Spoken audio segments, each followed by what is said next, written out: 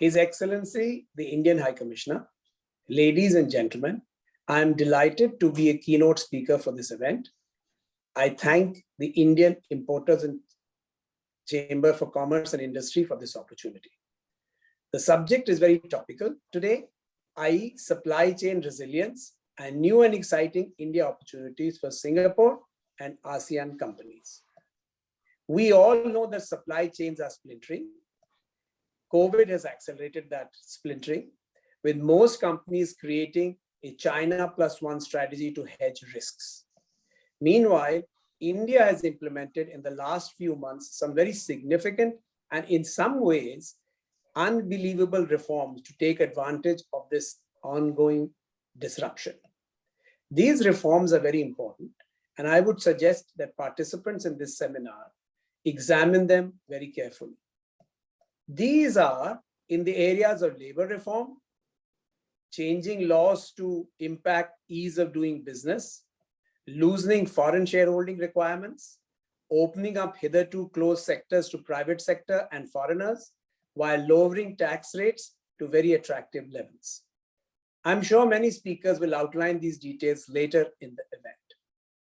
But today I want to speak about India opportunities in a few significant areas of manufacturing, especially electronic component supply chains, in which ASEAN and Singapore companies specialize in, and hence can benefit greatly from this opportunity. India hopes to be a $5 trillion economy by 2025. That is the third largest economy globally. It's expected to grow 7 to 8% in years ahead, and this growth will be driven by both manufacturing and services sector like IT. One of the major goals of PM Modi's government has been to increase the share of manufacturing in India's GDP from 17 to 18% at present to 25%. Towards this end, it has implemented sharp cuts in corporate taxes at 22% base rate for existing companies and 17% for new manufacturing ventures. Moreover, the novel production-linked incentive, the PLI scheme, for smartphones and 10 other sectors has been implemented. Simultaneously, the government is reforming rules and regulations to Asian standards. The central government is very stable, enjoys a large majority, and has taken the whole of government approach to make India a global manufacturing hub. The Indian government's $1 billion plan to boost local manufacturing and export of IT products such as laptops, tablets, personal computers, etc., will further propel global tech giants like Apple and Samsung to set up more manufacturing shops in India to cater to component supply chains. India exports over $320 billion and imports $600 billion per annum. US, Greater China, and UAE are the largest markets for exports, while China by far is the largest source of imports. There is consequently a need felt in India to diversify trade from its excessive reliance on China.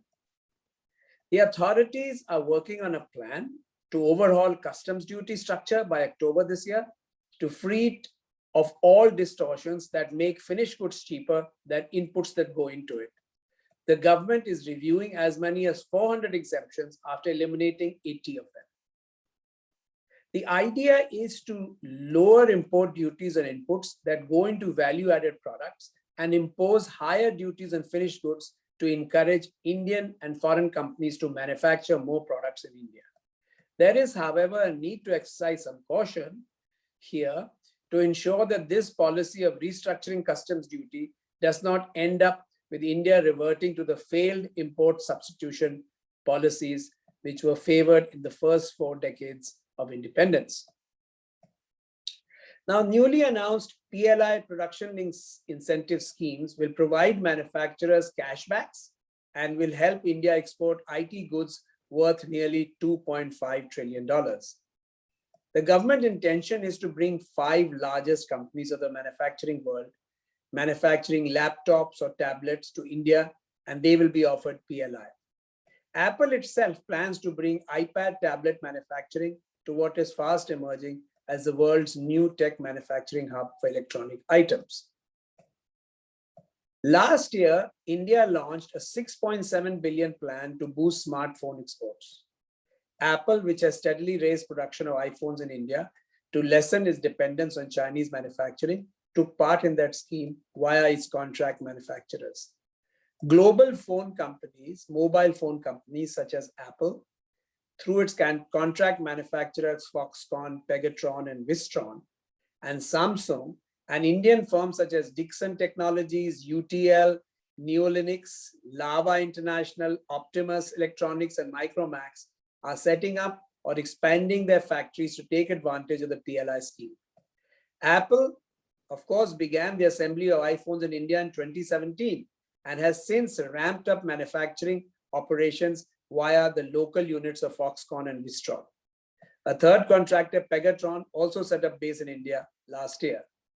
Foxconn pledged to invest up to $1 billion to expand factory in southern India, where Taiwanese contract manufacturer assembles iPhones. The three Apple suppliers have also committed roughly $900 million over 5 years to make iPhones in India. Buoyed by the surge in interest from global manufacturers, the government of India is also planning another PLI at a budget of roughly 50 billion rupees over 5 years to boost domestic manufacturing of wearable devices such as smartwatches. The consolidation of Apple's manufacturing base and Tesla's entry into India in 2021 is shaping up to be the year that heralds the arrival of India as the world's other manufacturing hub. India is also embarking on opening up its aerospace and defense manufacturing of high-end items. Biggest ever indigenous defense procurement program in India is creating a ground for exports to neighboring countries. Make in India defense contract recently awarded $65 billion to the state-owned Hindustan Aeronautic Limited, HAL, for Tejas Mk1 fighter jets for investment integration into a native light fighter into the Indian Air Force. As part of the deal, the government will procure 83 Tejas light combat aircraft from HAL, deemed as the biggest ever indigenous defense production program in India. Although 50% of Tejas aircraft components, including most prominently its American-built GE engines, Israeli ELTA radar, and British avionics are imported, nevertheless, the basic design, mathematical proficiency, metallurgical undergirding, the design of the aircraft are products of local effort. Once this commences, there will be a demand for its component from tier 2 and 3 suppliers, and many of you will be asked to relocate. Ola, a large, well-known Indian company which runs car riding business, is setting up a new factory, the world's largest two-wheeler factory on a 500-acre plot in Tamil Nadu, which will turn out 10 million electric scooters and two-wheelers once it reaches full capacity by July 22. This is both for exports and for the domestic market. Indian startups are leaders and they are on the cusp of listing many companies with a combined value of over $180 billion by 2025. The growing scale and maturity of India's internet economy is starting to create more value and investment opportunities. More than $60 billion has already been invested in India's internet startups in the past 5 years, with around 12 billion in 2020 alone. Take even items like toys. IKEA is keen to build eco-friendly toys in India for exports with some potential suppliers. That strategy sits in sync with IKEA India aiming to have around 12% of its sales from kids' range of products in the coming years. India's share of the $100 billion global toy market is abysmally low, 0.5%. And 85% of the toys sold in the country are imported. So this is an opportunity with the first toy fair and the creation of 8 toy clusters with significant investment in that space by the government. It will be an interesting opportunity. While we talk about opportunities, it's useful to remember some risk areas as well. India is a large and noisy democracy, and headlines in newspapers are often misleading. A few new entrants there could face many pitfalls for new entrants. State bureaucracy can be stifling, despite digitizing much of the government of India's processes. There is therefore a need to choose your local partners carefully and choose the dynamic states of India where growth is substantial. Many of these states often are in the south and west of India, where bulk of the manufacturing in India is so strong. And finally, what does it all mean for Singapore and ASEAN suppliers?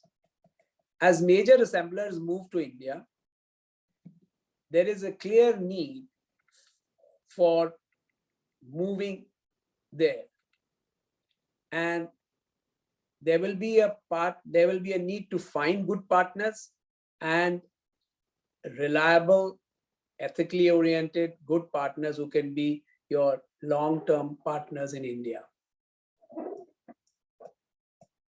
So in conclusion, I would say with significant trade deficits, growing domestic consumer demand, and a need to diversify trade away from China, Indian government as well as corporate buyers are looking to diversify trading partners, countries, and corporate suppliers to efficiently manage their supply chain concerns.